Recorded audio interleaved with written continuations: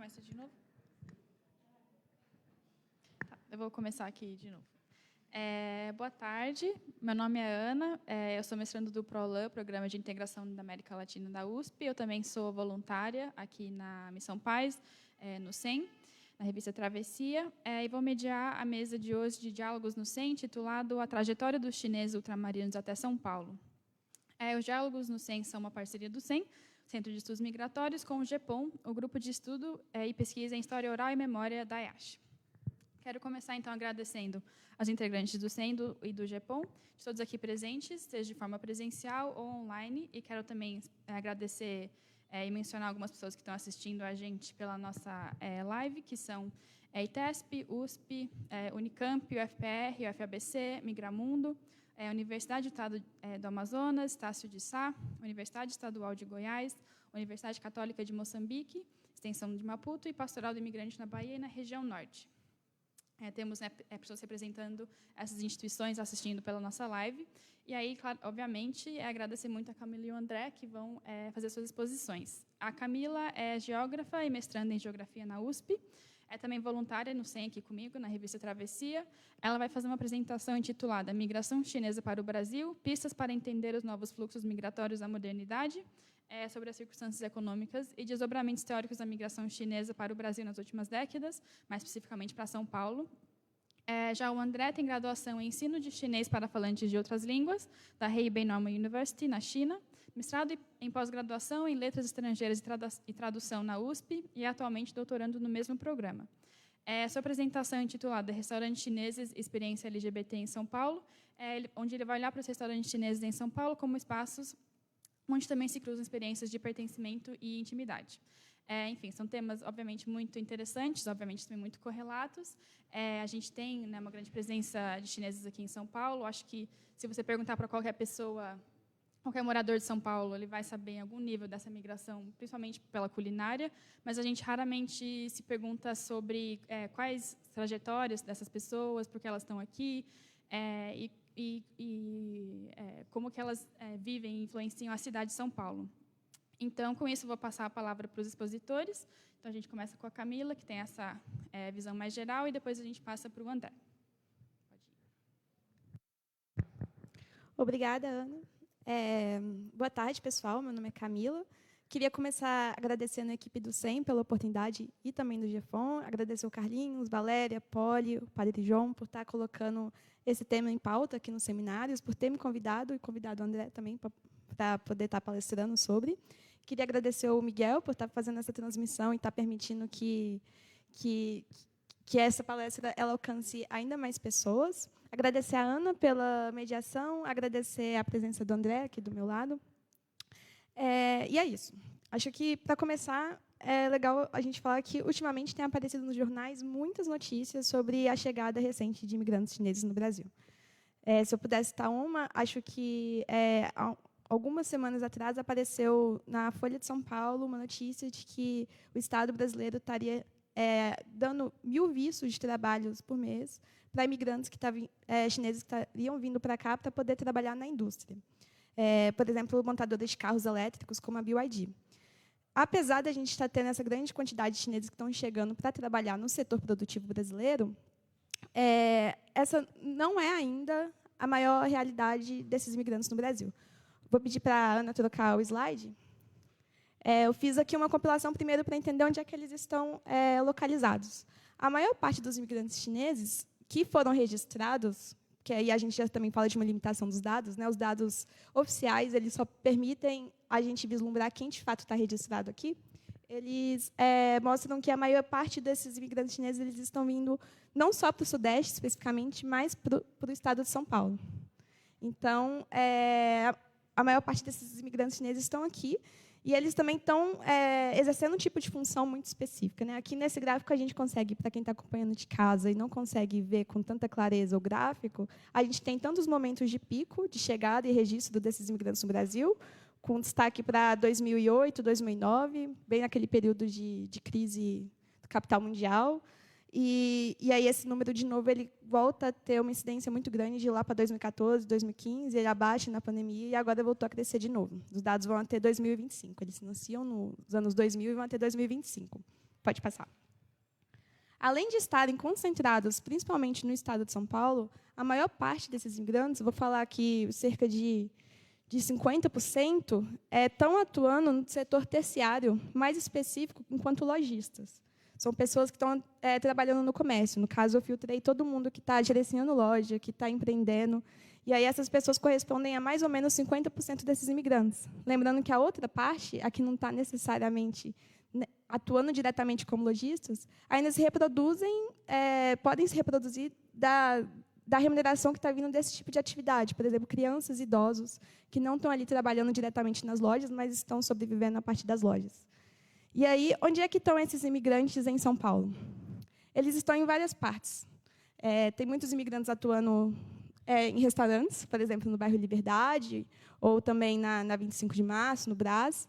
Temos também o típico comércio popular de imigrantes chineses, né, que são aqueles que vendem aquelas coisinhas típicas de comércio popular mesmo, que podem receber o nome de bugigangas, podem receber o nome de light commodities, depende bastante do viés ali de quem está colocando. Podem estar além do Brás, da 25 de Março e da Liberdade, no Bom Retiro. Tem muitos imigrantes atuando também nas galerias na Paulista. A minha pesquisa, especificamente, ela terá todos os imigrantes chineses que estão atuando ali na 25 de Março, nesse comércio de galerias. E aí, já falando em galerias, já existe uma análise da bibliografia sobre o tema que vai falar que a maior parte dos imigrantes chineses que estão atuando ali na 25 de Março, eles estão no interior das galerias. E é justamente lá dentro que a gente vai ter uma incidência maior da vulnerabilidade deles. Isso porque, acho que já deu para falar que, já deu para interpretar que, apesar de a gente estar caracterizando aqui todo mundo como chinês, existe uma diversidade, uma heterogeneidade muito grande dentro do grupo. Essas pessoas elas podem vir de várias partes da China, apesar de que a gente também tem uns fluxos bastante localizados, intensos em alguns lugares. Elas podem falar várias línguas diferentes, apesar de todo mundo ter ali um mandarim comum. Ele tem várias línguas locais dentro da galeria que são faladas. Tem diferentes tipos de atuação, então tem até aquele empreendimento que está indo muito bem, mas também tem muitos casos de imigrantes que estão tendo muita dificuldade para reproduzir o seu negócio. Então, aquele estereótipo que a gente tem sobre o imigrante chinês, que é aquela pessoa bem-sucedida, aquele imigrante que não está em estado de vulnerabilidade, que está aqui para empreender, ele também tem que ser relativizado, sobretudo quando a gente mergulha no interior dessas galerias.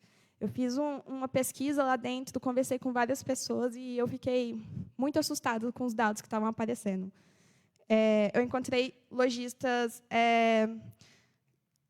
que eles estavam com muita dificuldade no processo de gerenciar os negócios. Então, eles não conseguiam se integrar na cultura brasileira, não conseguiam aprender a língua sem ser aquela língua do comércio, né, que é aquela mais imediata que a gente tem com o cliente.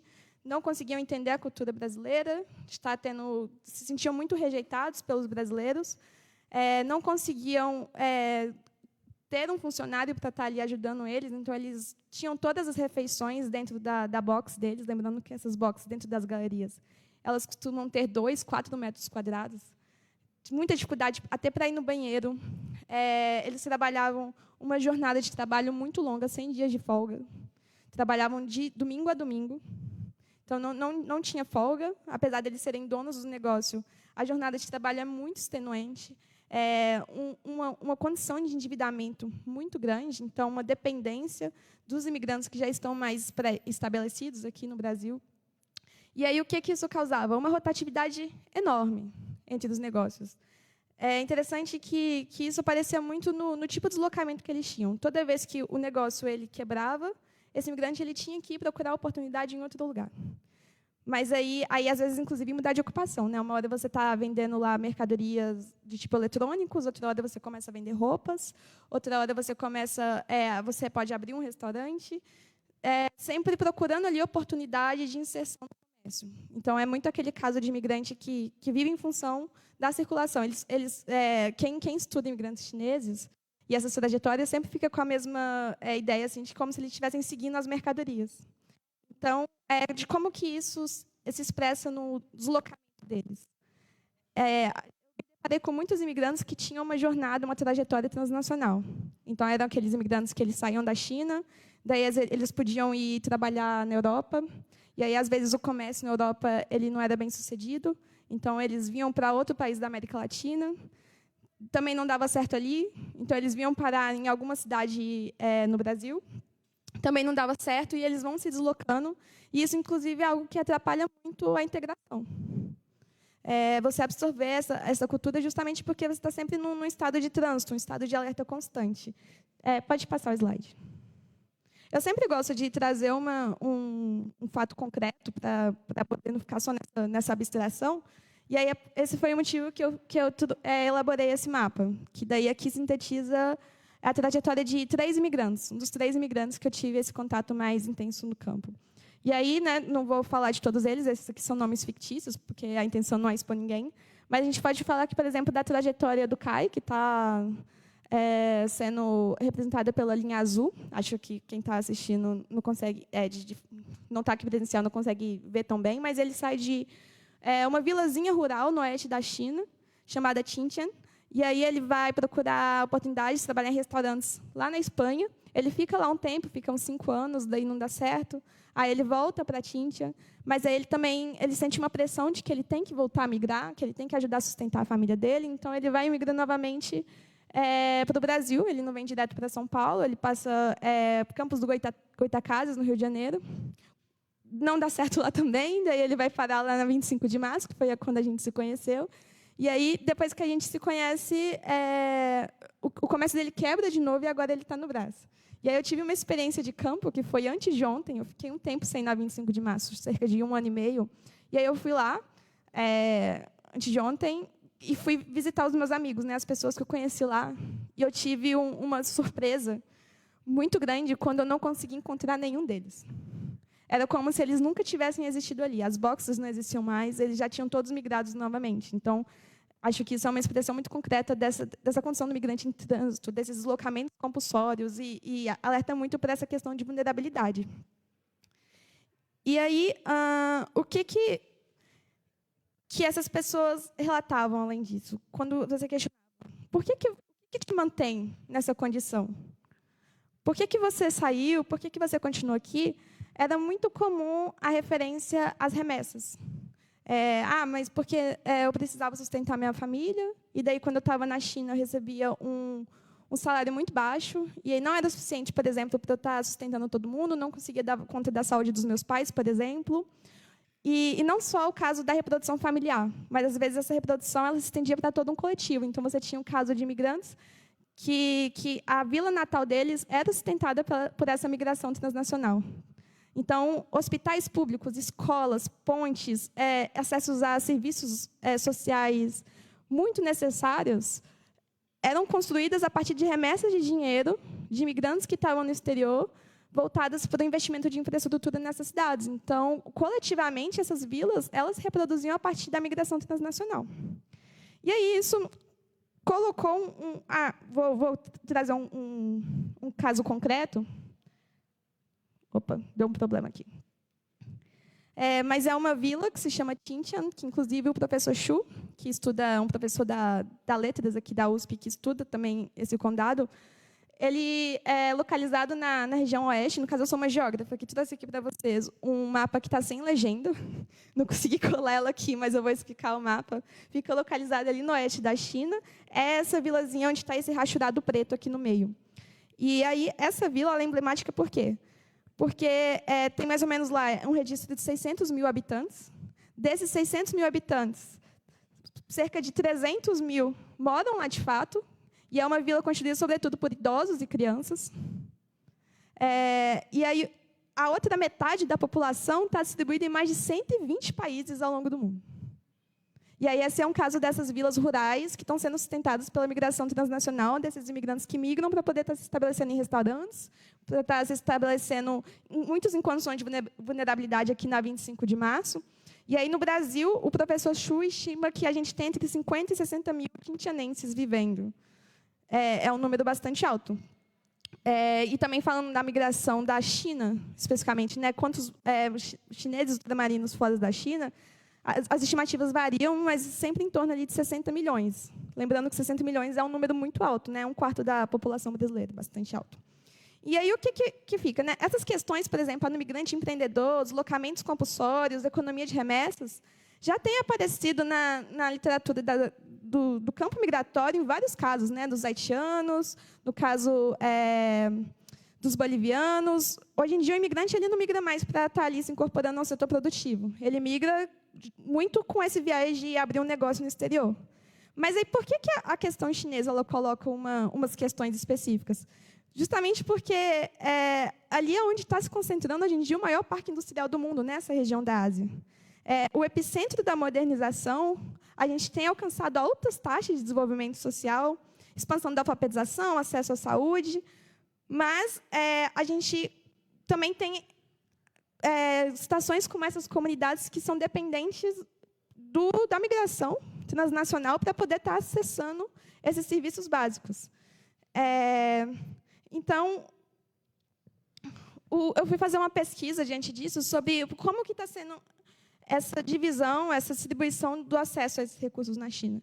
E aí apareceu de forma muito evidente na literatura, e daí aqui eu posso citar 2 autores, que é o Kan Sham e a Esther Majerovitz, que eles fazem uma leitura contextual de como que foi esse processo de modernização da China para a população que está no campo. E aí eles fazem um retorno, né? A gente retorna à redistribuição de terras que teve, a última fase dela, que aí distribuiu as terras por famílias, mas colocou também um contexto em que a remuneração ela vinha por produtividade. Então, isso pressionou para que o campo se tecnificasse, e houve uma fixação do preço dos grãos para as famílias, que, se a família não conseguisse produzir uma quantidade legal ali, ela não conseguia subsistir mais a partir da agricultura. Então, houve uma pressão para esses camponeses eles procurarem outras formas de reprodução, além do que existia no campo. E aí tem esse impulso para que eles se deslocassem para áreas industriais. Nas áreas industriais, especificamente, também estava tendo uma série de reformas, né? A gente, então, tinha um trabalhador que tinha um sistema de reprodução vitalício, então ele não podia ser demitido, ele tinha acesso vitalício a vários benefícios sociais, mas houve também uma mudança nesse tipo de política. Então, essas pessoas também foram colocadas para procurar oportunidades, várias delas, né? No setor privado. Então, você tem uma condição em que aumenta muito a concorrência por postos de trabalho nessas áreas industriais, nas áreas urbanas, no geral. E também a questão da mobilidade, né? Restringe-se a mobilidade que, se você sai da sua zona de registro, onde que você foi registrado, e você vai procurar oportunidade em outra parte da China, você tem que abdicar do acesso aos benefícios sociais que são concebidos pelo Estado. Então, você pode ir, mas você vai ter mais dificuldade para alugar moradia, para conseguir um contrato de trabalho legal, para conseguir ter acesso à educação pública. Claro que isso varia de lugar para lugar. E aí, qual é a consequência disso? A gente tem milhões de camponeses que estão disputando postos de trabalho nas cidades, mas em condições muito difíceis. Então, eles aceitam, nessas condições, né, na necessidade de ter que reproduzir ali a sua família, a trabalhar, por exemplo, morando nas fábricas, a receber pouco. Tem essa questão da concorrência muito grande, e isso diminui muito os custos da produção. Então, hoje em dia, a gente faz muita referência ao preço chinês, que é um preço muito difícil de competir.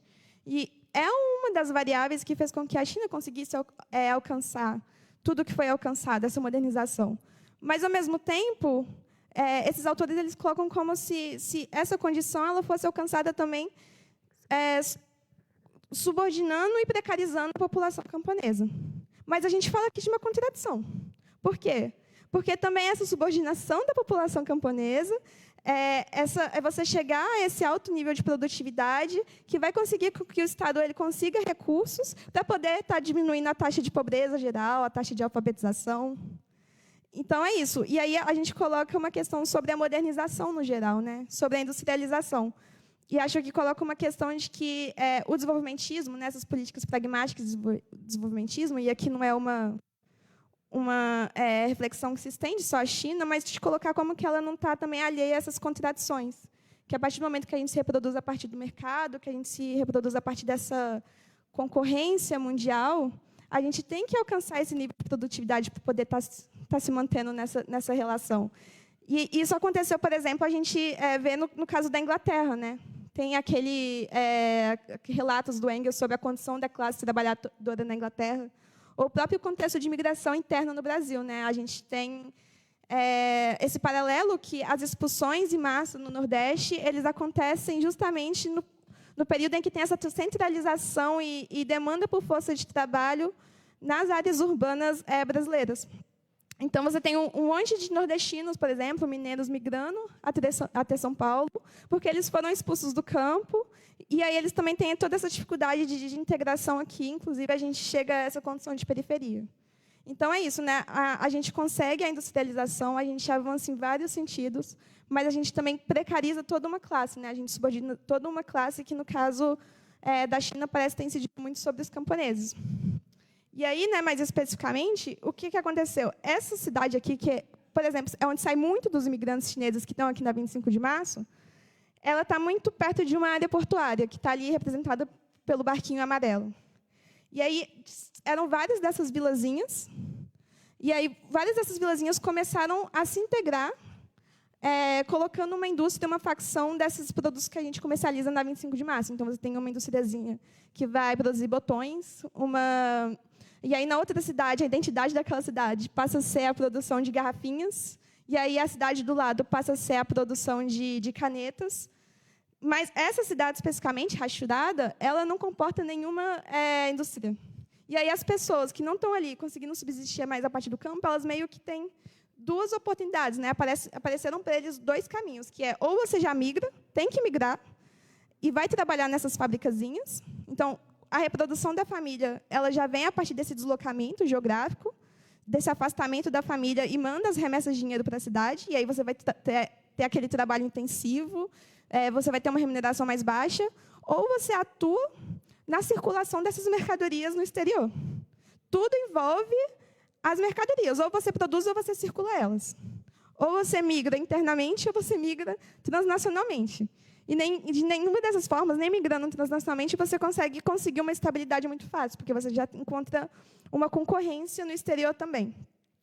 E daí, acho que a reflexão que fica sobre isso, que a gente fala muito sobre como que a gente vai fazer, né? Como que a gente consegue uma emancipação social. E a provocação que eu queria colocar é se essa emancipação social de todos nós ela é de forma radical, ela tem o nível de radicalidade necessário se ela ainda continua dependente da reprodução pelo mercado, pela mercadoria. Porque é isso, né? A gente tem diferentes modelos de desenvolvimento ao redor do mundo e todos parecem ainda estar trazendo essa mesma contradição fundamental, que é você desenvolve, mas esse desenvolvimento sempre vem subordinando o próximo. Você melhora a vida de uma galera, mas isso também dificulta a vida de uma galera. E também acho que trazer umas provocações do tipo, poxa, se até o maior parque industrial do mundo, que está ali concentrando a maior parte da expansão do setor produtivo, não está dando conta de absorver toda a força de trabalho que está sendo ali liberada, né, que está sendo colocada a postos, é porque acho que a gente também já pode ter alcançado um limite de até onde pode ir esse sistema. Então, no final das contas, de colocar na gente também a preocupação de pensar outras formas de emancipação, de radicalidade, que não vem só a partir do desenvolvimentismo, da modernização, e de pensar as contradições internas desse momento. E como que elas permeiam e elas aparecem de formas particulares em várias partes do mundo. Ela está aqui presente no Brasil, ela está presente nos Estados Unidos, ela esteve presente e ainda está presente na Inglaterra, e os imigrantes chineses, né, os que eu conheci, eles dão indícios de que ela também está presente na China. E é claro que é uma pesquisa que ainda está em desenvolvimento, mas eu acho que é um tipo de reflexão válida para a gente ter agora. Daí é isso, pessoal. Obrigada.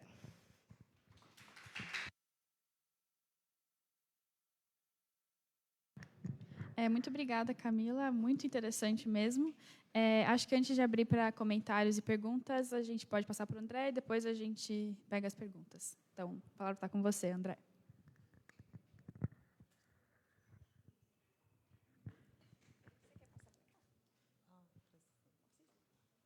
Boa tarde, sou André. E como como ela me apresentou, que sou doutorando na USP. E, na verdade, eu cheguei no Brasil desde 2019. E com Camila falou antes que também existe uma migração interna. Então, eu morei 2 anos no Rio de Janeiro, 2 anos em São Paulo, 2 anos em Salvador. E esse ano eu voltei para São Paulo de novo. E hoje, meu tema é sobre os restaurantes chineses e as experiências LGBTQIA+ chineses em São Paulo. E os restaurantes chineses que estou falando aqui, principalmente são os restaurantes para chineses que são mais autênticos, que normalmente só os chineses frequentam. E aqui de cima está escrito 食色性也, pode passar.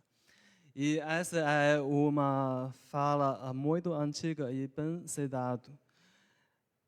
Essa frase vem de filósofo antigo e 食 quer dizer comer, alimentação. 色, beleza, atração e desejo. E 性 significa natureza de ser humano. Então, essa frase quer dizer alimentação e desejo são naturais de seres humanos.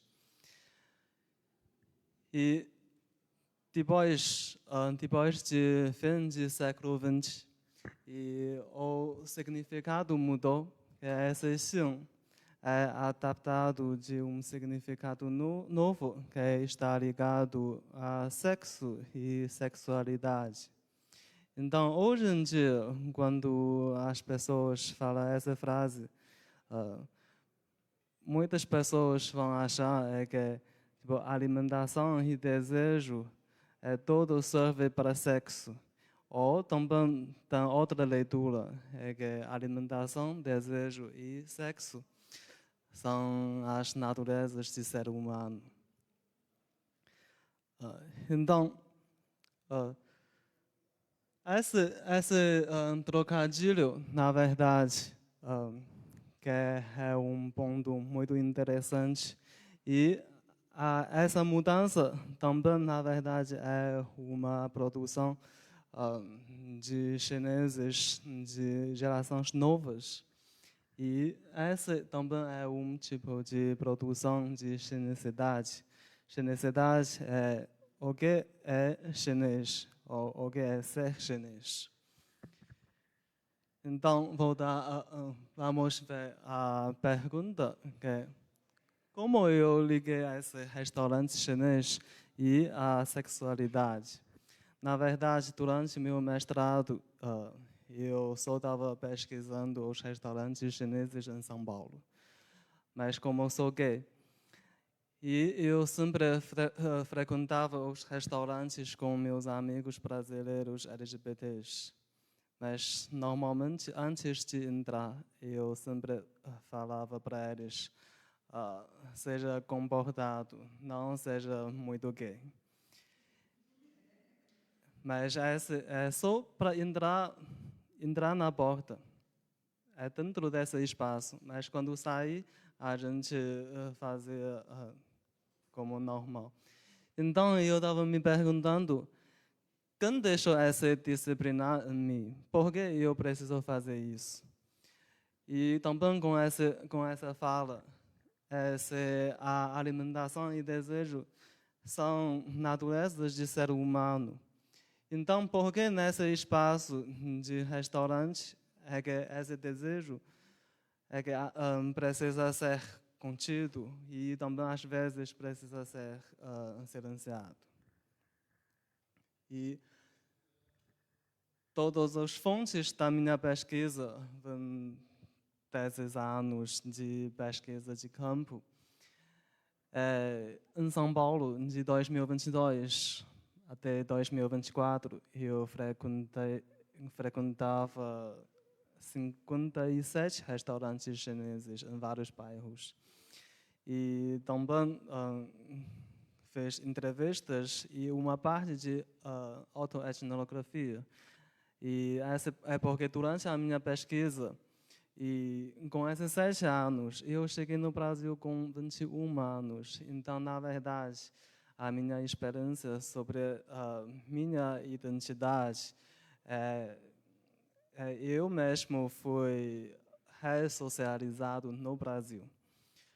Então, minha posição também é um ponto muito importante para essa pesquisa. Então, primeiro ponto, onde está a comunidade chinesa?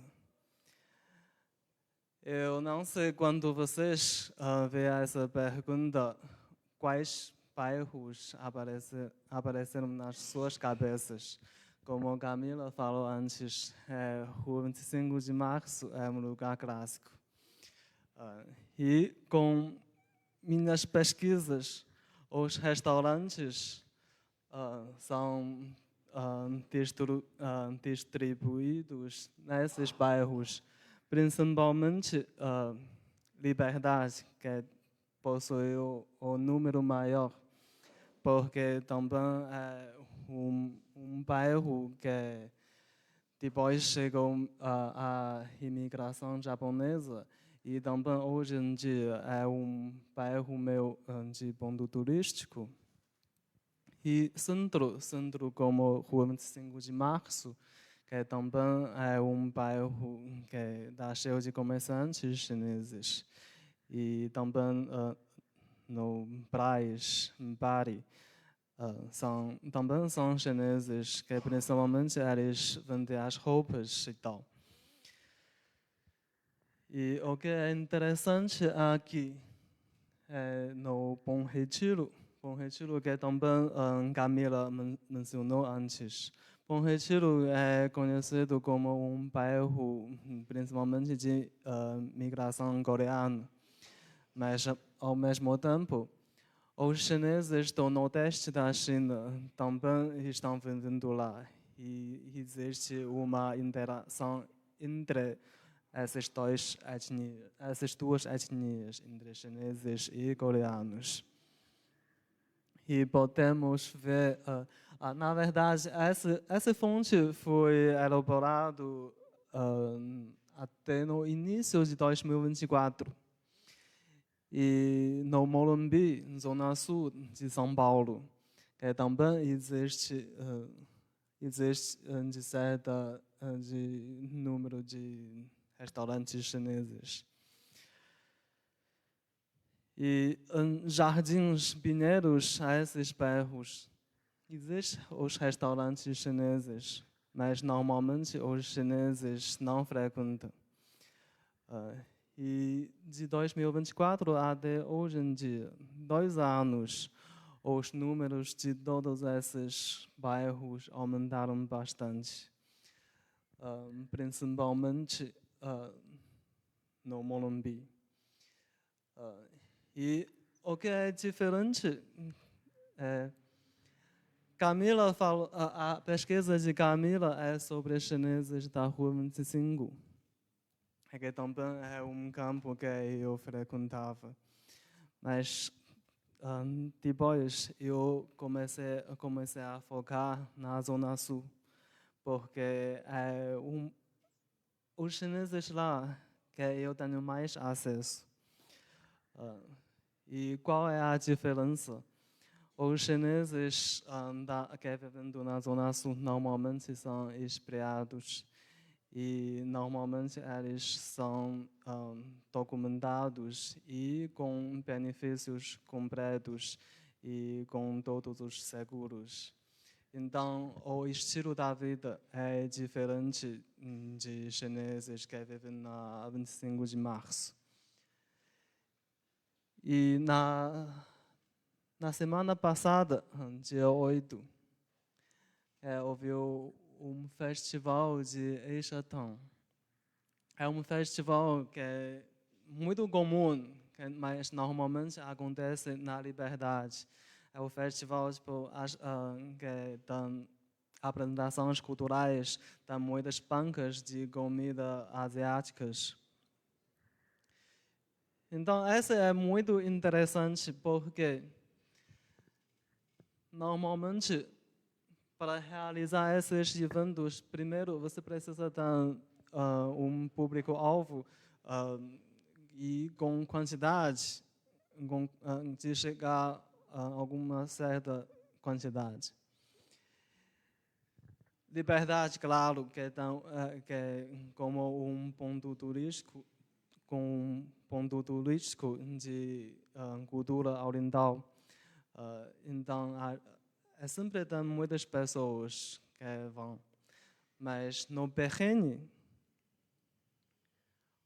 agora Berrini conseguiu esse festival. Significa que os números dos chineses lá também chegam de certa forma, de quantidade. E em 2024, Berrini só tinha 3 restaurantes chineses. E aqui, em 2 anos, até hoje em dia, lá já dá mais de 10 restaurantes chineses com comidas bem variadas. Então, na verdade, com as chegadas dos imigrantes chineses, a comunidade chinesa está se formando agora, que a gente consegue ver. Então, podemos pensar sobre minha pesquisa e a pesquisa de Camila sobre essa questão de classe. Quando fala classe entre chineses, o que define essa classe normalmente não é só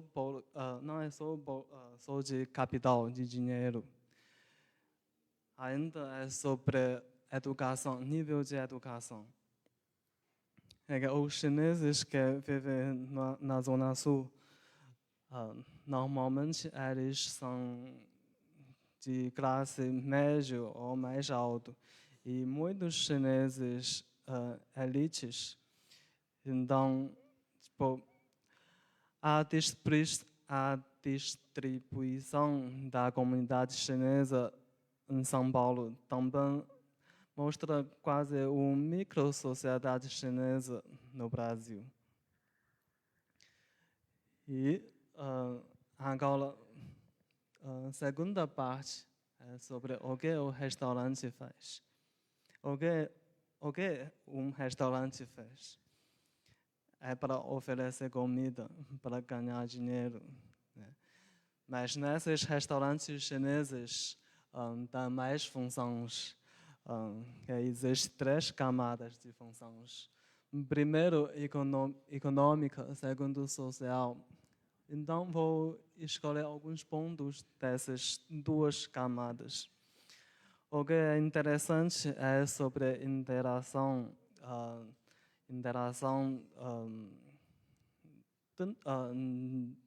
dentro da comunidade chinesa. É que os restaurantes chineses eles compram os produtos do mercado chinês e da fazenda operadas pelos imigrantes chineses. E isso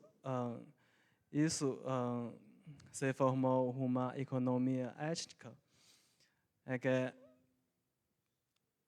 os restaurantes chineses, principalmente a renda não depende dos locais, mas todos dependem dos chineses. E também eles normalmente têm formas específicas para vender, para fazer pedidos. E o primeiro acesso é que você precisa ter uma conta de um aplicativo chinês. Aí você vai conseguir acessar, senão você não vai conseguir. E também, com essas funções, é muito curioso é que existem algumas agências de turismo que estão em cooperação com alguns restaurantes chineses E eles receberam turistas chineses no Brasil e levam eles para esses restaurantes chineses. Também com as associações chinesas e os eventos dos consulados. O restaurante sempre é um espaço para realizar esses eventos. Para famílias chinesas, também é um espaço que pode realizar os casamentos. E, às vezes, as empresas divulgam as vagas de trabalho nesses espaços. Então, a função de um restaurante chinês que conseguir funcionar em várias formas. E agora, a terceira camada, normativa. Essa, principalmente, baseado na minha própria experiência. E essa camada normativa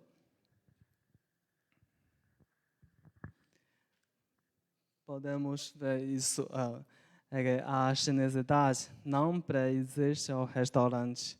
Ela é praticada ali todos os dias. E junto com ela se define quem é um chinês aceitável. Essa é uma foto num restaurante chinês na Liberdade. E todas as pessoas é de um grupo, não é um coletivo, mas um grupo que todos são chineses LGBTQIA+.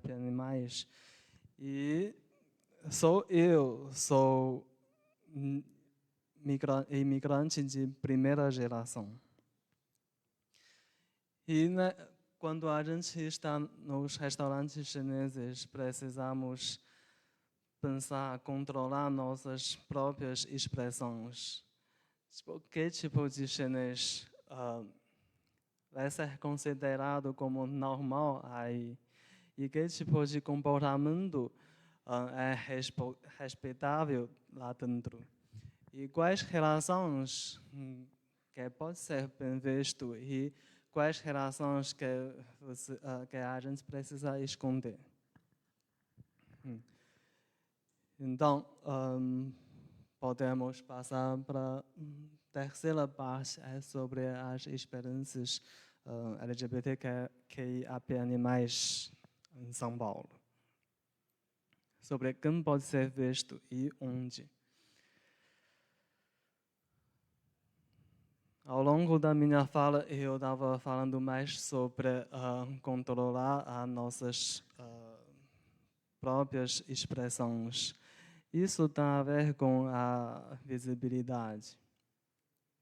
E, na verdade, a questão não é sobre sair do armário ou não, mas a questão é sobre quem está olhando. Então, primeiro, dentro da família, e mesmo chineses que já chegam no Brasil e não se importam com quantas gerações, e sempre existe uma filialidade em que você tem que casar ou ainda existe bastante arranjo de namoro ou tem que ter próprio filho do seu próprio sangue.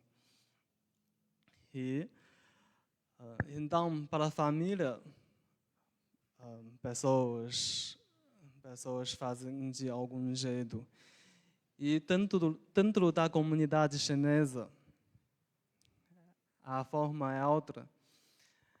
É que normalmente a comunidade chinesa no Brasil, que eu não posso generalizar, mas a maioria dessas comunidades chinesas no Brasil que têm um pensamento mais conservador dos chineses lá na China. Então, é um ambiente mais masculino.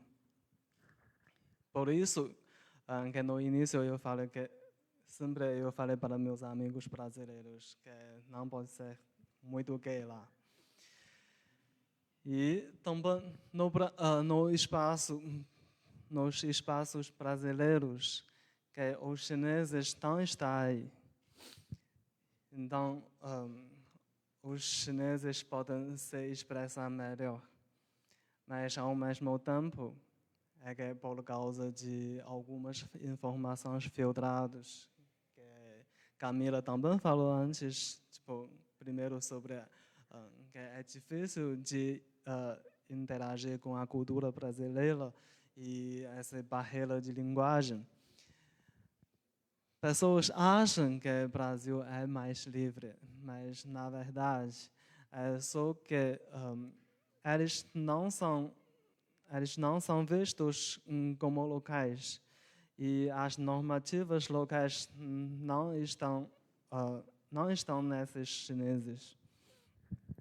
E nos espaços LGBT brasileiros também existem outros problemas sobre a violência e também sobre a racialização. É porque nos campos afetivos, os asiáticos é que normalmente são considerados como uma etnia dessexualizada. Mas, ao mesmo tempo, esses anos no Brasil, antes da pandemia, durante a pandemia, depois de pandemia e com a K-pop está cada vez mais famoso no Brasil. E a concepção dos brasileiros para os asiáticos está mudando. Então, para a maioria dos LGBTs chineses, é que normalmente pessoas sentem que não são tratados como sujeito em si, mas como um grupo racializado para realizar os fetiches das pessoas. Então, voltamos para a frase inicial. 食色性也, 食 alimentação no restaurante. Restaurante é um espaço para os imigrantes que querem realizar mais funções além de comer. E esse desejo está ligado com as experiências LGBTs. E a natureza ou sexualidade está ligado com as normas de gênero e parentesco. E, na verdade, esses fatos nunca estiveram separados. E no restaurante é um espaço que a gente dá para ver isso. Então, no final, vou passar essa frase para finalizar. O restaurante chinês não é apenas um espaço de alimentação ou de trabalho.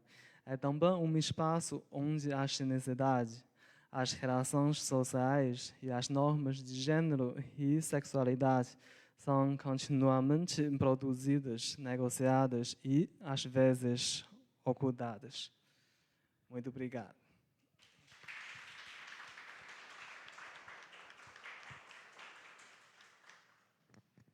Muito obrigada, André. Nossa, muito interessante também. Foram duas falas muito interessantes.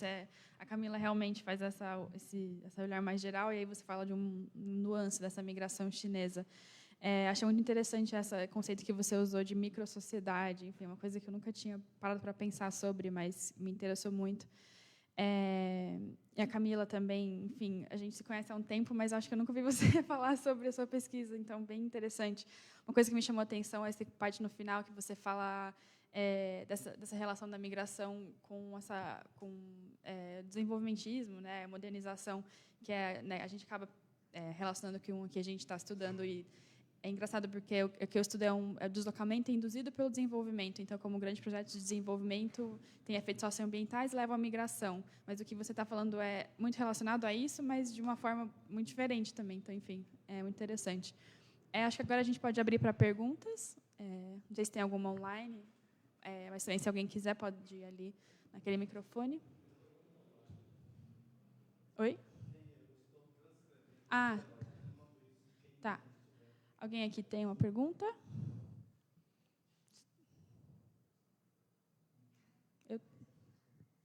Se não tiver, eu tenho também.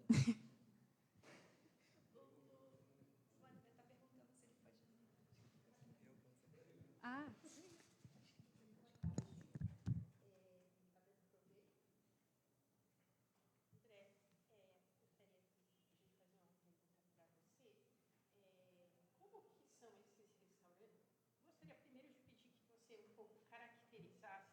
se nesses restaurantes que você está considerando, obrigada, se há restaurantes que também são de propriedade de brasileiros ou propriedade mista com sócios brasileiros.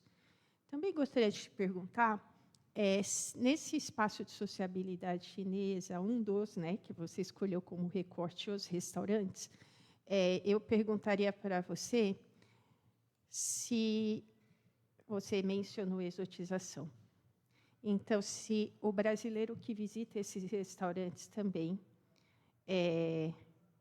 vai incorrer nesta posicionalidade, então vou usar o termo que você utilizou, na posicionalidade de um brasileiro visitando um restaurante chinês, se também há esse olhar de exotização. Eu fico pensando em todos os sentidos, da exotização do brasileiro em relação à China, de uma ideia do brasileiro sempre estereotipada, inclusive da academia, sempre estereotipada em relação à China, a China como um espaço sempre problemático. Então, gostaria de perguntar para você se o restaurante também reproduziria essa exotização do brasileiro em relação aos chineses quando os brasileiros vão visitar esses restaurantes. Eu sei que não é o seu recorte de pesquisa, a sua pesquisa é sobre os LGBT, isso está claro, mas imagino que nas suas visitas para os restaurantes isso pode ter aparecido. E também queria saber se nos espaços dos restaurantes, para além das questões LGBT, outros aspectos identitários dentro da comunidade chinesa também ficam claros. Imagino que sim, obviamente, mas vou fazer a pergunta assim mesmo. Então, por exemplo, gerações de imigrantes, diferentes fluxos, porque essas migrações chinesas começam no final do século XIX, e depois elas vão se alterando ao longo do tempo. Então, gostaria de saber se isso vai ficando claro dentre os chineses que frequentam esses restaurantes. E foi interessante você mencionar os diferentes bairros, essa nova migração chinesa em outras áreas da cidade. Eu também teve um evento da Ásia, faz, acho que 4 semanas, numa pracinha que tem atrás do meu prédio, que é na região da Saúde, em São Paulo, que é a Zona Sul também. Aí você falou dessa, eu achei interessante esse paralelo. Então, se você puder falar um pouquinho dessas nuances, tanto identitárias entre os chineses que frequentam diferentes restaurantes. Imagino também que esses restaurantes possam ser de diferentes regiões da China, isso vai trazer diferentes inserções, inclusive para a comunidade LGBT, diferenças geracionais e os brasileiros nos restaurantes. Obrigada. Tem mais perguntas presenciais? Tá bom. Tá. A minha pergunta tem uma mais ou menos assim para cada, que é para o André, que eu queria... Eu acho que essa matéria que você falou da Folha, Camila, eu acho que eu li ele esses tempos também, que ele fala justamente sobre essa abertura de vários restaurantes na Berrine. Aí eu queria te perguntar uma coisa mais de certa forma pessoal, se você da diferença que você sente em relação a tudo que você disse em bairros mais tradicionalmente chineses e esses restaurantes em esses bairros que têm esses restaurantes novos. E aí para Camila, Suas entrevistas, você falou, né, que você fez mais você ia na 25, enfim. Aí você tem um recorte social meio que, não sei, tipo assim, minha primeira pergunta, se você tem um recorte específico ou era só quem você encontrava lá e isso acabava tendo um recorte? Porque o que eu queria perguntar também era, porque você falou sobre como eu até anotei aqui que você falou uma migração em trânsito, né, pessoas que estão constantemente migrando. Se nas suas entrevistas você viu quanto mais ou menos as pessoas ficam, também nessa matéria da Folha, que ele fala sobre a chegada desses trabalhadores chineses, fala até que uma grande parte está indo para a Bahia, né, por causa da uma empresa da BYD. Mas, espera aqui que eu ia falar sobre... Não, acho que por enquanto é isso. Eu queria saber um pouco sobre essa... sim, eu lembrei, na verdade, que nessa matéria ele fala sobre essa migração atual e a relação de trabalhadores que às vezes vêm aqui para ficar 90 dias, 120 dias. Fico me perguntando se isso conta como uma migração, é quase como uma viagem de trabalho mais longa, assim, porque é isso que você falou, né? As pessoas não acabam não tendo essa relação com o Brasil tanto, justamente porque é muito pouco tempo. Mas, enfim, é uma migração bastante diferente do que a migração que você teve contato. Então, acho que a minha pergunta não sei se você pudesse comentar um pouco sobre isso e sobre se você tiver uma média de quantas pessoas ficam no Brasil. Não sei se você tem a resposta, mas, enfim, é isso. Será que eu já faço essas ou sim? Tá. Tem uma ali também. Tá bom. Duas presenciais e duas online. Tá. São duas dos dois. Tá. Então, a gente tem uma pergunta aqui do Aduan Redianato, de TESP. Que crise existencial está a provocar a fuga de capital humano? Por que razão a geração jovem e instruída da China prefere tornar-se imigrante da classe trabalhadora no estrangeiro em vez de enfrentar a extrema pressão da cultura do trabalho e a competição exaustiva no seu próprio país? Aí a outra, que também é da mesma pessoa, será que a diáspora é um braço geopolítico de Pequim? Como distinguir entre o direito individual à migração e as preocupações dos países ocidentais relativamente à infiltração política ou às táticas de colonização demográfica disseminados através de programas como como a iniciativa o que está escrito aqui? Carlinhos? Como a iniciativa da faixa e rota. Obrigada, Miguel. Acho que aí a gente passa para vocês e aí faz um novo bloco.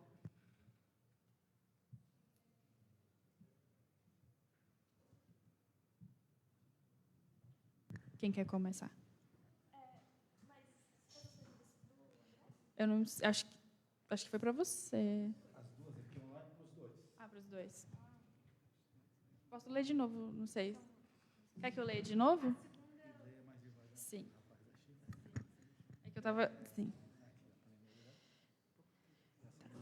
Eu vou ler aqui de novo as perguntas. Que crise existencial está a provocar a fuga de capital humano? Por que razão a geração jovem e instruída da China prefere tornar-se imigrante da classe trabalhadora no estrangeiro, em vez de enfrentar a extrema pressão da cultura do trabalho e a competição exaustiva no seu próprio país? E a outra? Será que a diáspora é um braço geopolítico de Pequim? Como distinguir entre o direito individual à migração e as preocupações dos países ocidentais relativamente à infiltração política ou às táticas de colonização demográfica dissimuladas através de programas como a iniciativa da faixa e rota?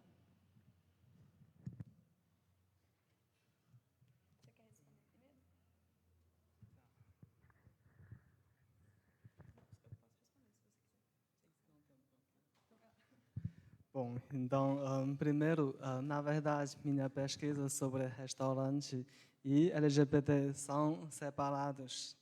Então, a sua pergunta, que Na verdade, tem tudo, só que hoje eu estou mostrando que, a partir da pesquisa de restaurante, eu percebi esse lado sobre LGBT.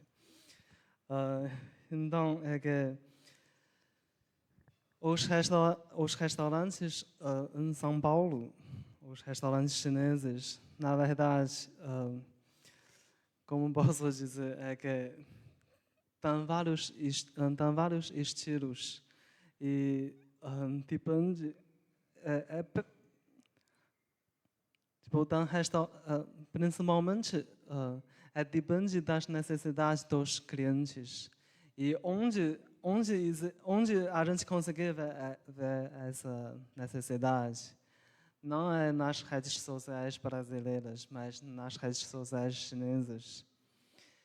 E lá pessoas falam que quero comer e tal coisa. Aí daqui a alguns meses surgiu um restaurante que oferece essa comida. E essas comidas estão muito ligado com a tendência de preferência lá na China. Então, hoje em dia, a ligação é muito mais próximo com a China de agora. E isso também tem a ver com o crescimento de economia da China. E nos bairros diferentes, as comidas são bem variadas de várias regiões. E no Brasil, os imigrantes chineses principalmente vêm de 3 regiões tradicionais, que é uma, Camila falou que é Zhejiang, Qingtian, e também outras regiões mais do sul. E os restaurantes chineses também existe uma geração que tem restaurantes tradicionais de imigrantes de gerações antigas e principalmente são culinárias do sul. Mas hoje em dia está se formando ainda começando a oferecer cada vez mais tipos de comida. E todos esses restaurantes que eu estou falando aqui, os donos são chineses. E principalmente minhas entrevistas estão com esses donos. Mas nos bairros como Jardins Pinheiros, que existem alguns restaurantes chineses, mas normalmente os chineses não vão. Por que não? É que os donos também são chineses e alguns deles estão com cooperação que tem um sócio brasileiro. Por que os chineses não vão? Esses restaurantes é para satisfazer a imaginação dos locais. E mais algumas dúvidas que você falou? Sim. E eu tinha algumas experiências com os brasileiros, principalmente no Brás. Existem alguns restaurantes que quando a gente chegou na portão, os donos vêm de dentro, vendo a gente de longe. E como ele percebeu um brasileiro, aí ele falou, fechado, fechado. Aí eu comecei a falar chinês, falei que estou aqui, sou chinês. Aí eu falei, então dá para entrar. E também existem alguns restaurantes, então não vou falar onde que é, mas que tem comentários muito ruins, que é dentro nos grupos que pessoas reclamam, que mesmo para descendentes chineses no Brasil, que eles não podem entrar porque eles não têm uma companhia chinesa da China. E existem muitos problemas como higiene e fumar dentro, que é uma coisa contra a lei. Ou também existem alguns jogos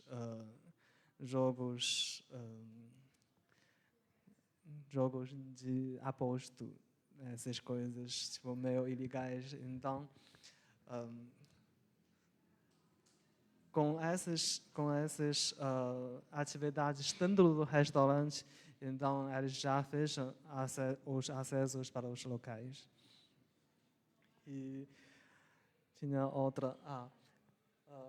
Ana falou sobre Bahia. Na verdade, é que sim, é porque sim. E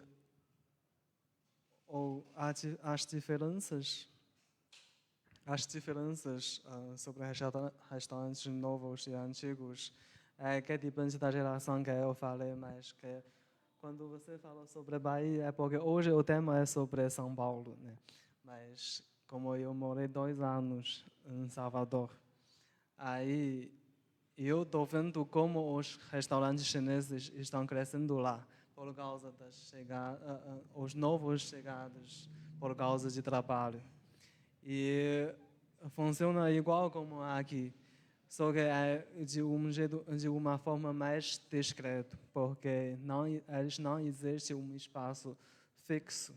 É todos pelos aplicativos das redes sociais chinesas. E essas histórias vamos falar mais tarde. Respondendo à questão da Ana primeiro, que é sobre o recorte de pesquisa, sobre com quem eu falei. Os meus trabalhos de campo no início foram muito difíceis, porque eu não falava mandarim, não que eu fale agora, mas eu falo um pouco mais. E os imigrantes ou não falavam português, ou eles não queriam falar comigo. Eles ficavam assustados, né, com a presença de uma brasileira chegando, desconfiando que eu podia ter ali segundas intenções, fazendo perguntas da vida deles. Então, meu trabalho de campo sempre consistiu em abordar 150 pessoas, para, no final das contas, conseguir estabelecer relações com 6 pessoas. Quando eu percebi que essa ia ser mais ou menos a realidade, o recorte de pesquisa meio que virou quem queria falar comigo. Partiu deles, no final das contas. E assim que foi se realizando esse contorno, né, eu percebi que seria muito mais fácil ir recortando os lugares. E já que eu já estava ali com aquela entrada na 25 de março, me manter na 25 de março e fazer uma pesquisa a partir do que estava ali. E também dos shoppings populares, né? Porque os shoppings populares você consegue circular muito mais e falar com muito mais pessoas, e as lojas individuais, você tem que entrar lá no fundo, encontrar quem que é o dono da loja, é um caminho mais difícil de acessar. Então, basicamente, a metodologia de campo foi sendo atualizada conforme as circunstâncias iam aparecendo. Você falou sobre a questão da migração em trânsito, quanto tempo os imigrantes tendem a ficar em cada lugar. Não tem um padrão. Eu conheci, por exemplo, uma menina que tinha minha idade e ela já nasceu em trânsito. E daí ela nasceu na Romênia, e aí ela ficou 10 anos na Romênia, e aí ela veio para São Paulo, e aí ela ficou 10 anos em São Paulo, e aí agora ela está no Chile. E ela já está há uns 5 anos no Chile. E aí é isso, ela não falava romeno, ela não aprendeu direito português, ela não aprendeu direito espanhol, e ela nunca aprendeu mandarim, porque, apesar de ser chinesa, ela nunca morou na China. Então, ela meio que se comunicava só em dialeto local, e ela conseguia manter diálogos básicos em português, porque ela, querendo ou não, estudou 10 anos aqui, né? E também conheci pessoas, por exemplo, esses meus amigos, né, que eu fui procurá-los ontem, são comércios que não conseguiram sustentar por 2 anos. Então, tem tanto esses casos de uma família que consegue uma estabilidade, consegue ficar 10 anos, 20 anos num lugar, mas aí depois tem que trocar, até casos em que essa migração ela é muito mais compulsória, assim, esse trânsito é muito mais compulsório. Sobre os imigrantes da BYD, é muito diferente, né, porque eles vêm sob intermédio de uma empresa, e eles já vêm com um contrato de trabalho temporário. Como é uma migração muito atual, eu não vi nenhum caso, não sei se esses migrantes, alguns ficam, todos retornam para a China, mas me lembra muito de um caso que eu li sobre Moçambique, que estavam tendo algumas obras de construção civil no país, que eram financiadas pela China, realizadas por empresas chinesas, e que iam também operários com contrato de trabalho temporário para trabalhar na obra e depois voltar para a China. E, no final, uma parte desses operários não retornavam e eles preferiam estabelecer um comércio informal, típico, parecido com o da 25 de março, em Moçambique. Então, as galerias populares de Moçambique era lotado de pessoas que já tinham sido operários dessas construções civis. E aí tem as questões que foram feitas online, né? Por que a classe jovem... Estou sintetizando, né? Não foi feito exatamente nesses termos, mas por que a classe jovem prefere ser imigrante? Eu acho que a palavra prefere não é a palavra adequada nesse sentido, porque, pelo que eu vi, e o professor Chu abarca muito isso, em certos condados se desenvolve quase como uma cultura migratória. Você tem que pensar que esses lugares já estão se reproduzindo a partir dessa migração transnacional há mais de uma década. E aí, por exemplo, eu conheci pessoas que a pessoa cresceu sabendo que ia migrar. Igual, por exemplo, eu cresci sabendo que eu ia fazer ensino superior e que eu ia ter uma profissão no Brasil, que eu ia entrar na faculdade. Essas pessoas cresceram sabendo que, quando elas chegassem à maioridade, elas iam migrar, porque o primo dela está fora, o pai dela já esteve fora, ou então voltou. E aí é aquilo, né? Até quem pretende ficar tem que ir para poder construir as condições de investir num comércio na China ou investir algo que permita ela ficar. Mas é como se fosse... O professor chama de rito de passagem. Como se essa experiência no exterior ela fosse um imperativo comum na trajetória de muitas pessoas dessas cidades. Inclusive, isso é valorizado entre eles. Quem consegue ir para fora, prosperar, mandar dinheiro de volta para casa, cuidar da família, investir na infraestrutura local, são pessoas que são valorizadas. E aquela pessoa que não quer tentar, não quer... E aí, no final das contas, o que é? É uma naturalização da experiência migratória. Por mais que ela tenha sido construída historicamente, que ela não esteja ali desde sempre, é uma cultura que já se naturalizou. E as pessoas, às vezes, elas não necessariamente estão problematizando essa saída. Elas só se colocam como forma natural. E eu acho que a sua visão, a sua visão faz sentido, mas é diferente da minha visão. Porque a classe jovem prefere ser imigrante. E eu acho que precisa definir como é essa classe jovem. E por que eles preferem? Que eu acho que essa pergunta é que precisamos especificar melhor. E é que de um lado, sim, é que existe as cidades que têm essa tradição de imigração, e também os imigrantes que vêm fora costumam de levar todos os parentes para o país destino para ganhar a vida. Mas quando eu vi essa pergunta, na minha cabeça surgiu outra questão. É que hoje em dia, dentro da China, o estresse e a pressão de trabalho é muito pesada. E se viver na China, sim, dá para você viver bem, mas muitas pessoas só vivem no trabalho, mas não têm sua própria vida. Então, esses anos, especialmente depois da pandemia, muitos jovens começaram. A gente tem um termo específico, que vou largar tudo. E também existe outro termo, run, quer dizer correr para fora, para fugir à pressão de trabalho lá. E para a minha pesquisa, também existe muitos LGBTs, que na verdade não precisa ser imigrante, mas só precisa viver na cidade grande. Aí, para ficar longe da família, é porque na verdade não dá muito a ver com país ou com legalização, mas tem a ver com quem está te olhando. Então, quando você vive fora da China ou nas cidades grandes, então você está meio escondido na sociedade. Esse é Eu concordo com você. Acho que existem vários motivos. Eu trouxe mais o que está na pesquisa do professor Chu, que é o da cidade de Xintia, mas é isso, né? Igual a gente falou no início, tem migrantes que estão vindo de várias partes da China, e daí tem motivações pessoais, e também aparece muito sobre a intensidade da carga de trabalho na China e como que ela, relativamente ao que, mesmo trabalhando muitas horas no Brasil, é mais tranquilo. E aí a última questão foi sobre se essas migrações seriam uma diáspora geopolítica de Pequim. Acho que é uma questão muito difícil de ser respondida. Eu não vejo nenhum indício de que seja uma migração, não sei se foi esse o sentido da pergunta, mas uma migração que seja planejada a nível de Estado. Eu acho que são muito mais experiências particulares, acho que não tem um controle estatal sobre elas, nem impedindo e não necessariamente influenciando elas de ocorrerem. E aí não sei se você tem outra opinião sobre. Na verdade,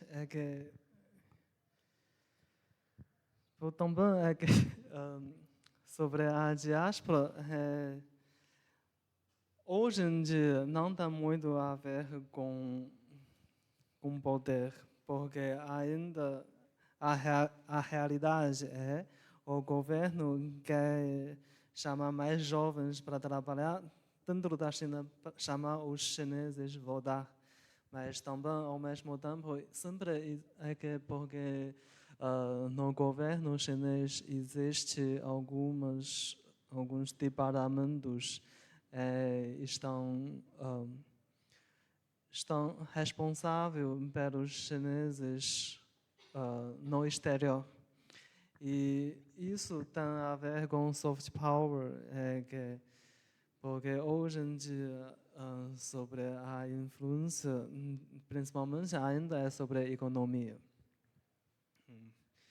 E com a economia e também hoje em dia o governo começou a promover a cultura chinesa. Então isso chamou mais identidade para os chineses no exterior. Mas não tem problema, não precisa sair da China ou não precisa voltar para a China. Mas com essa propaganda que chamou uma memória coletiva de todos os chineses pela cultura.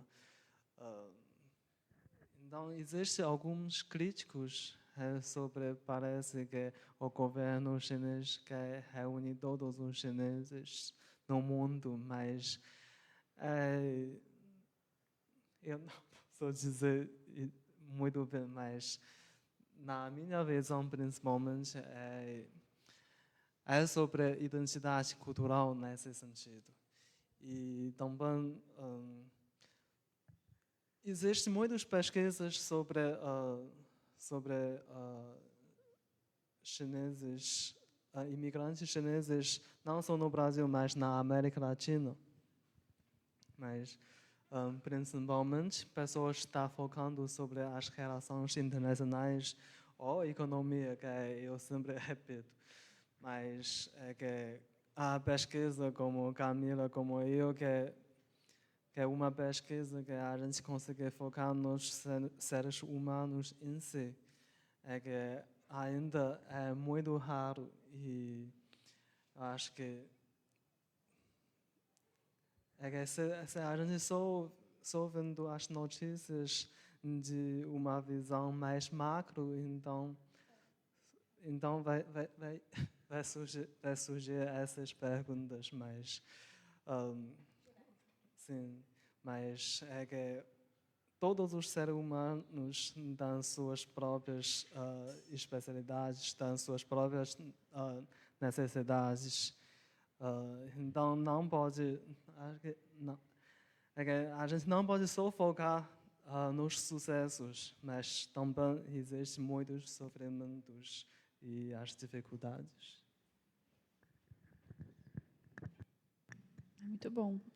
Mais alguém? A gente pode fazer mais uma rodada? Você pode vir.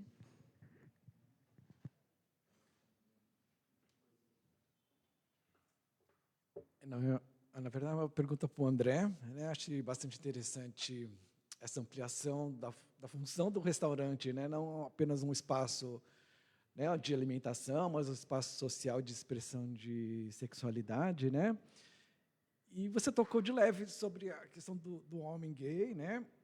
E eu acredito que assim tem outras camadas mais complexas, né, que envolve a mulher gay também lésbica, né? Porque se espera muito da função da maternidade, né, da mulher, a pessoa transexual também, né? Então acredito que seja até mais difícil, né, para as mulheres lésbicas e transexuais também. E também uma pergunta que me surgiu porque a gente, pelo menos nos meus atendimentos, né, eu coordeno a parte de trabalho.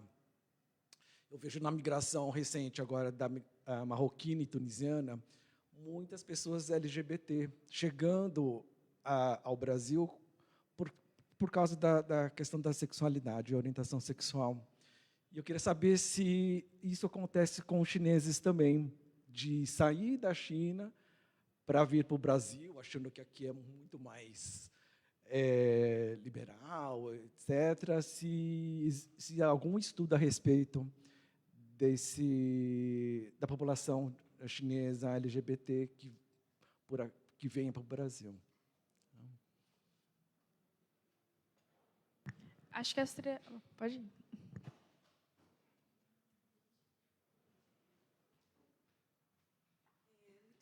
Legal, parabéns, André, parabéns, Camila, pelas pesquisas.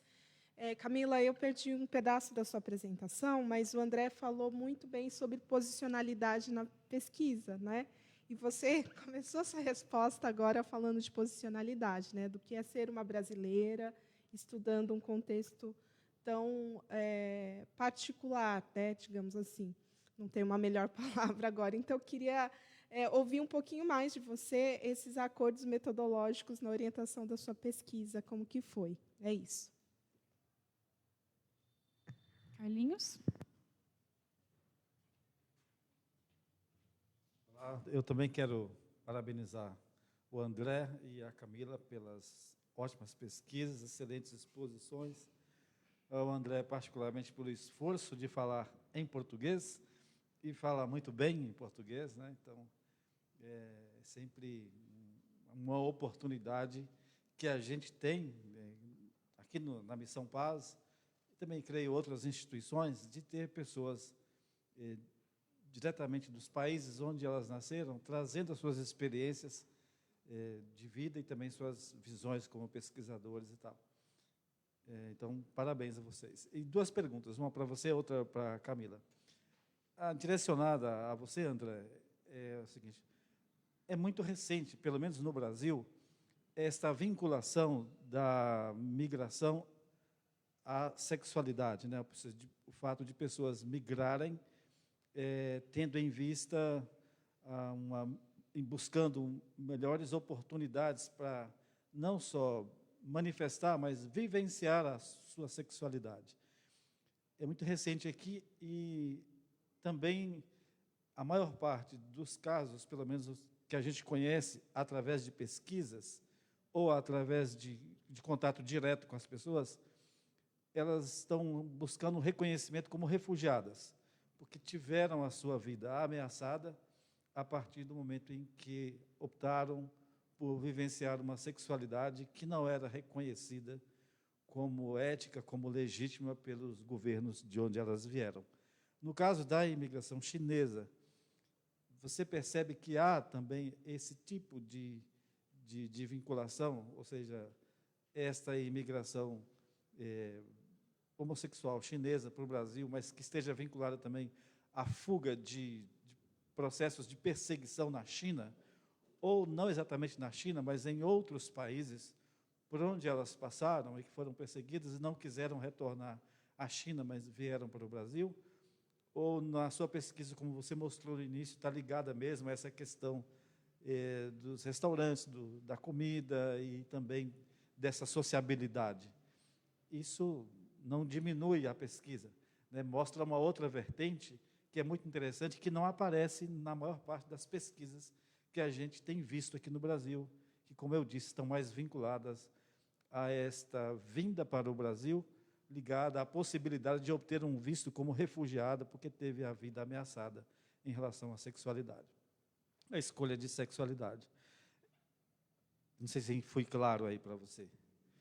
Tá. E para a Camila, é também muito interessante, Camila, porque, sobretudo numa fala que você fez respondendo a uma das perguntas, e também durante a sua apresentação, você mostrou uma vila e disse, há moradores dessa vila em cerca de 150 países, né?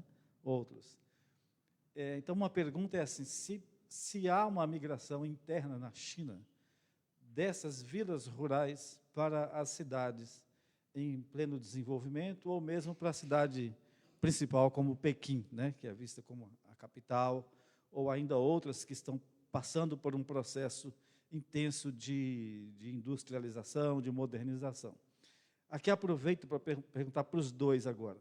Salvo engano, a migração interna na China depende de autorização do governo. Depois você pode me confirmar isso ou não.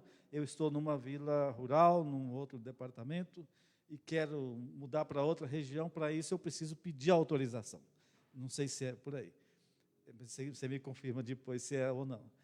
Então, voltando lá, então, se tem essa migração de jovens camponeses de áreas rurais para áreas urbano-industriais na China hoje, e se ela é tão intensa quanto essa emigração para outros países e outros continentes, especialmente essa de caráter transnacional, né? Passando por vários países e sem um destino fixo, né? O que alguns pesquisadores chamam de circularidade migratória, ou até mesmo poder entrar em migrações mistas. Mas como é que se dá isso? E a outra, você disse, então, tem uma cultura de migração nessas vilas, que leva a gente a imaginar que há um desejo inicial, individual dessas pessoas a partir da vivência com seus próprios familiares. Então, partiria delas esse desejo. Mas também, durante a sua fala, você vinculou algumas vezes a uma questão macroestrutural de desenvolvimento, sobretudo do capitalismo transnacional macroestrutural. Isso é combinado, mais ou menos, esse desejo individual com a pressão macroestrutural desse capitalismo, ou naquela perspectiva do Jean-Paul de Galdemar, da mobilidade do trabalho? Como é que isso se mistura? Obrigado. Obrigada, Carlinhos. Acho que essa seria a última rodada, né? Então, se tiver mais alguém, acho que teria que ser agora. Ah, tá bom. Podem falar, então.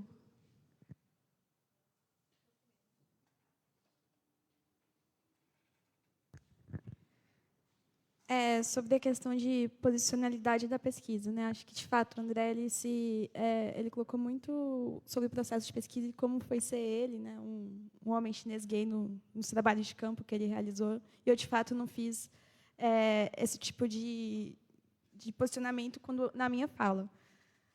Isso, inclusive, é algo que as pessoas me perguntam muito, que é tipo como ser uma brasileira, mulher, fazendo pesquisa com migrantes chineses, principalmente a 25 de março, que é um espaço bastante... se expressa muito patriarcado e o machismo, não só na comunidade chinesa, mas na brasileira também. Teve muitos desafios, e eu já estava esperando esses desafios, porque a maioria das pesquisas com imigrantes chineses, elas são realizadas por antropólogos que fazem etnografia, então eles explicitavam muito qual que era o desafio deles no trabalho de campo. E era muito clara a diferença dos desafios de uma mulher e dos desafios de um homem. E aí, falando da minha perspectiva, que eu acho que casa muito com a perspectiva das outras mulheres, era que, além da barreira de ser brasileira, então de ser uma pessoa externa à comunidade chinesa, de estar aproximando, era que eu não conseguia me aproximar de outras mulheres. Por quê? Porque quando eu chegava para falar com elas, ou o marido vinha e ele tentava assumir a conversa, ou elas achavam que eu estava com algum interesse no marido delas. Então, por exemplo, tinha que tomar os cuidados de sempre me apresentar como uma mulher que era casada, mesmo não sendo. Ou deixar claro que era uma pesquisa, desde o início, por causa que sempre se desdobrava em questões muito delicadas. A maior parte dos meus interlocutores acabaram sendo homens, lá por volta entre 30 e 50 anos de idade, eram as pessoas que tinham mais interesse em conversar comigo. E aí a conversa, para não ficar também no ambiente de trabalho, atrapalhando, né, as pessoas, porque chegava cliente, às vezes eu estava lá, às vezes a gente ia em restaurante, mas aí era aquilo, né? Eu nunca podia pagar a conta, eu nunca podia... eu ficava incomodada também de ficar muito tempo na loja e não comprar nada, então, mas aí eu ia comprar e daí virava um presente sem querer. E aí, mas aí você aceita o presente? Quais que são as consequências de você aceitar um presente? Quais que são as consequências de você deixar um homem pagar a conta para você quando ele acha que essa é a posição do homem diante da mulher, que é uma questão que eu nem concordo? Como é que faz? Como é que você lida com isso sem também afastar o interlocutor? Essas foram as principais questões que eu lidei. No final das contas, foi ter que ter uma conversa muito ampliada com outras pesquisadoras mulheres e de ver estratégias para não deixar isso acontecer. Então, concentrar a pesquisa só em lugares públicos. A gente vai no restaurante, mas aí a gente vai de metrô. Não vou entrar no seu carro. Já me chamaram para jantar na casa de alguém. Inclusive, convidaram meu companheiro também, ele não podia ir. Eu falei, olha, não posso. Tem que ser tal lugar. De ir a isso. Aí, às vezes, às vezes eu ia conversar com uma mulher. Olha, meu nome é Camila, sou brasileira, sou estudante, sou casada. E daí você deixa claro esse vínculo, que daí talvez ela vai ter mais interesse em interagir com você. Então é aquilo. Os homens eles sempre estiveram mais abertos a dialogar comigo. E aí todas as mulheres que eu conversei foi pela interlocução de um homem. Nunca consegui, durante a minha experiência de pesquisa inteira, estabelecer contato direto com a mulher sem a mediação de ninguém e ela querer falar comigo porque ou ela estava com medo de mim, ou é porque ela achava que eu tinha segundas intenções. E aí essa foi uma questão muito específica da minha pesquisa. Assim.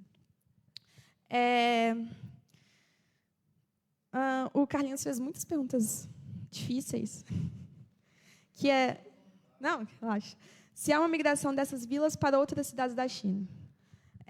Essas vilas, por exemplo, essa que eu apresentei, são vilas muito específicas, que, inclusive, têm um conceito, que são vilas Chaoshan, que, aí, de fato, a mobilidade que se perpassa por elas ela é muito mais vinculada à mobilidade para o exterior. Existem uns 3 casos de vilas assim muito claros na bibliografia, que aí as pessoas constantemente elas migram para fora antes de migrar internamente.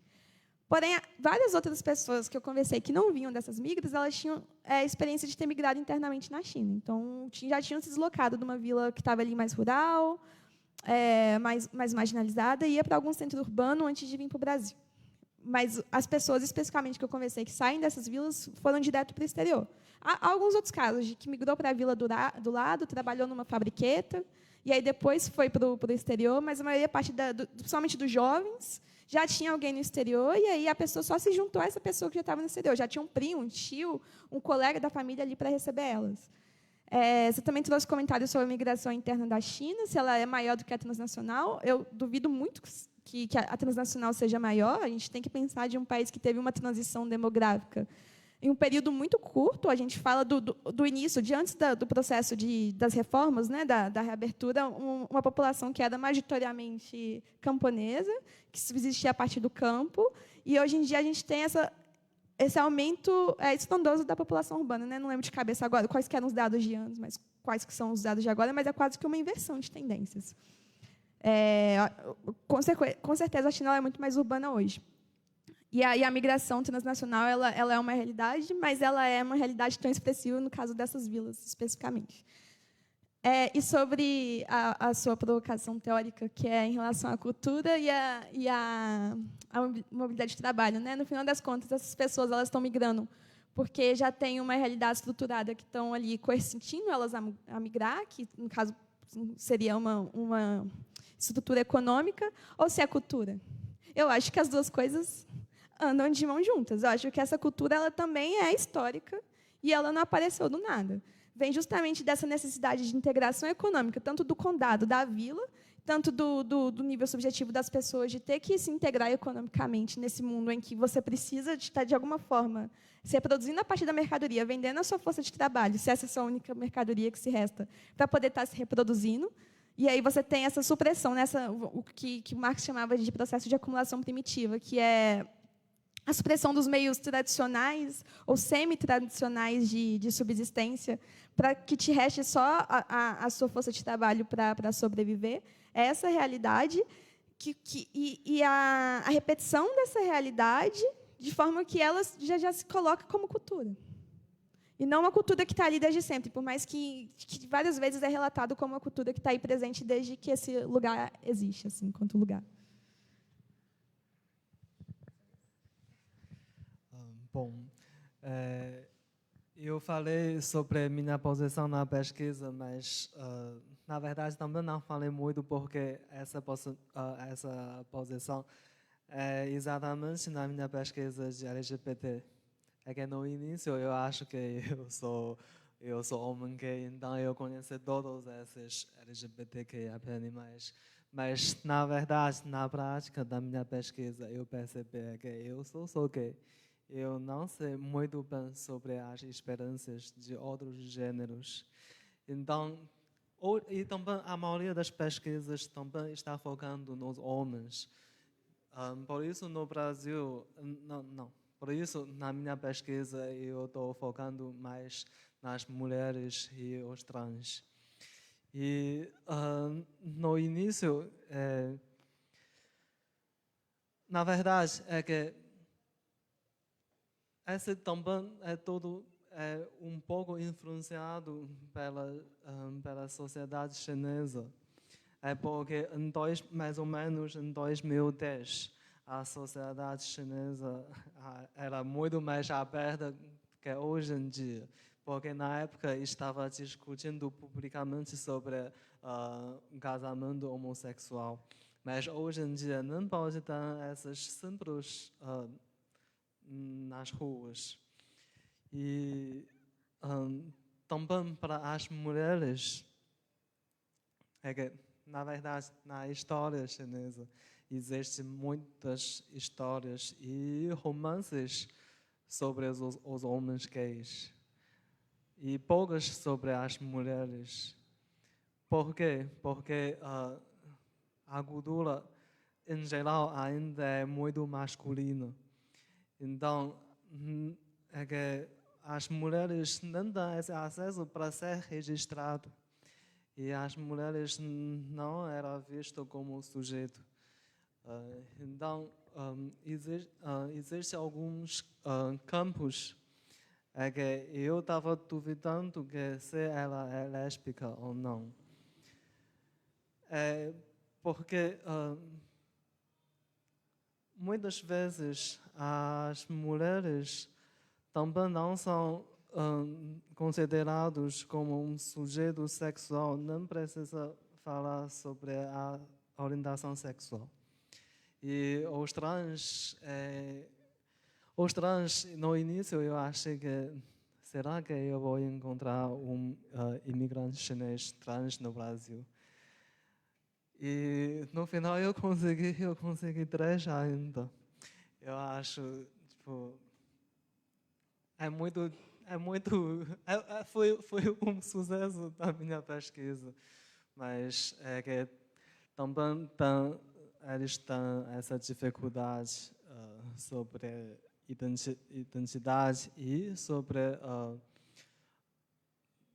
tomar medicamento hormônio, esses hormônios, esses acessos.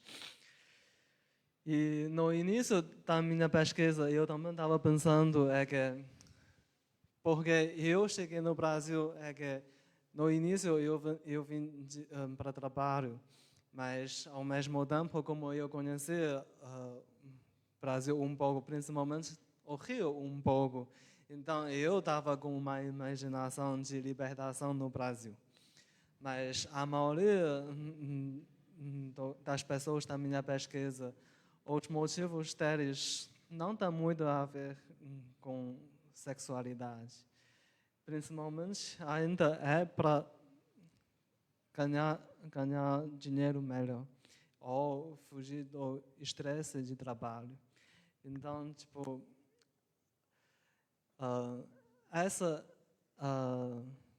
essa ideia é que a gente imaginou isso, mas na realidade, pelo menos na prática do Brasil, não é exatamente isso.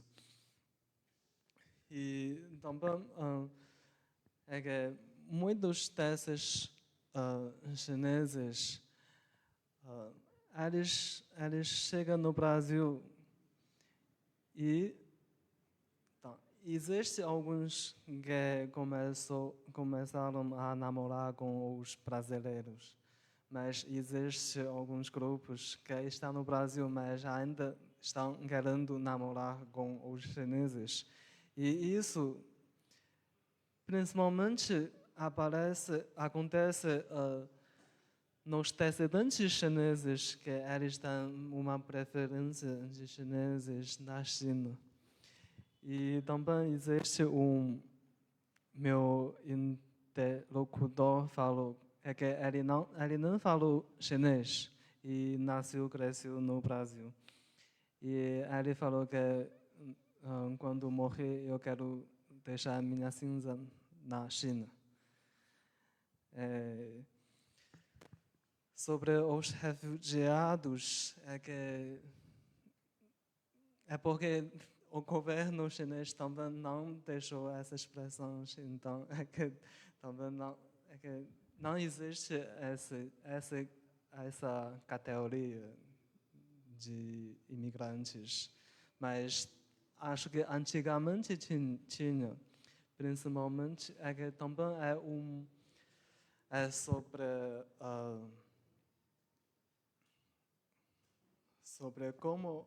a propaganda do governo. É que o significado de LGBT, hoje em dia, esse termo já mudou o significado para os chineses, que está ligado com ativismo, ligado com revolução. Então, até muitos chineses lá na China que são desse grupo, mas eles acham que eles não são dessa comunidade por causa desse símbolo político. E no final, sobre a migração interna da China, existia uma política de hukou, pessoa que nasceu na zona rural, então é difícil de se tornar uma pessoa da zona urbana. Mas também mudou nos últimos anos por causa de falta de jovens, falta de mão de obra. Então, a migração interna da China hoje em dia está mais, sim. E, ao mesmo tempo, hoje em dia, se você possuiu uma identidade na zona rural, é muito mais válido do que uma identidade da zona urbana. É porque a terra valorizou mais hoje em dia. E também existem muitos privilégios para incentivar e investimento nas zonas rurais.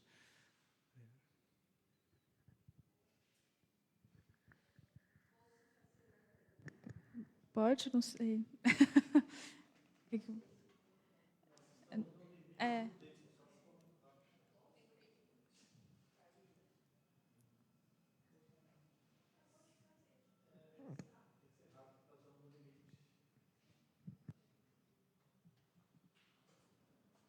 Boa tarde.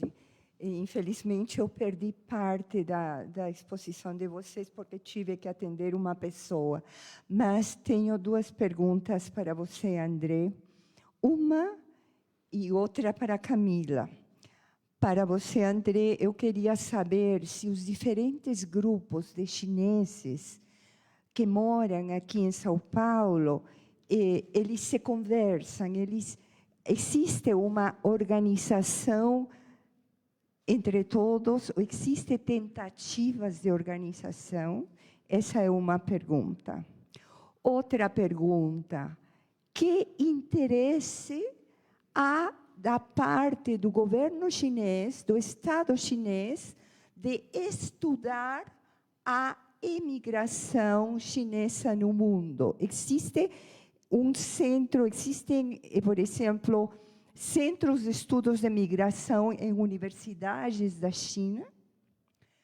Para você, Camila, eu escutei há um tempo, infelizmente não lembro a quem, uma pesquisadora da migração chinesa, na 25 de março, que ela falava que os trabalhadores vendedores da 25 de março, de origem chinesa, são camponeses expulsos de grandes cidades que tiveram uma urbanização compulsória e que eles foram expulsos das suas terras. Isso é certo? Você tem pesquisado a respeito?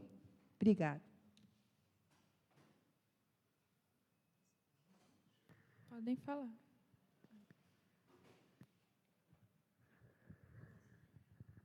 Sim, acho que, por causa do tempo, vou tentar responder rapidinho.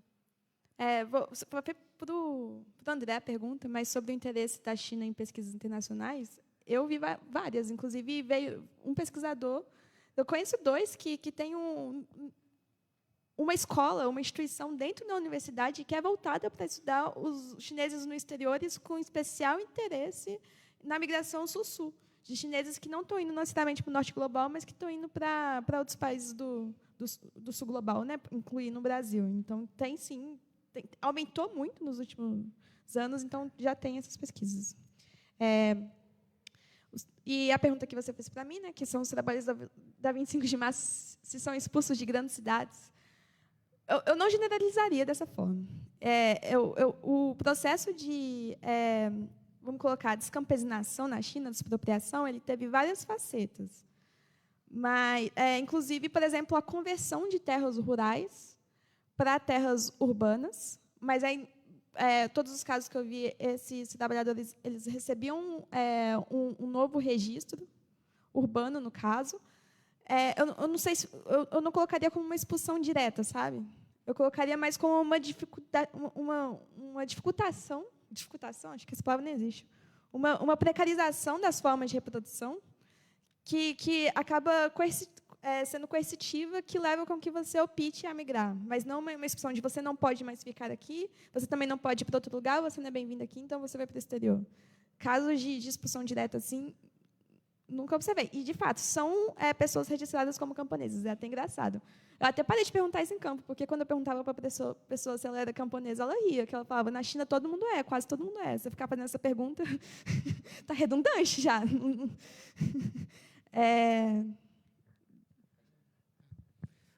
E sobre as instituições sobre pesquisa sobre a imigração chinesa na América Latina, que existe muitos, e até no final desse mês ainda vai abrir mais um novo, e com apoio de uma universidade muito importante sobre sociologia, que existe bastante, que a gente tem networking sobre as pesquisas.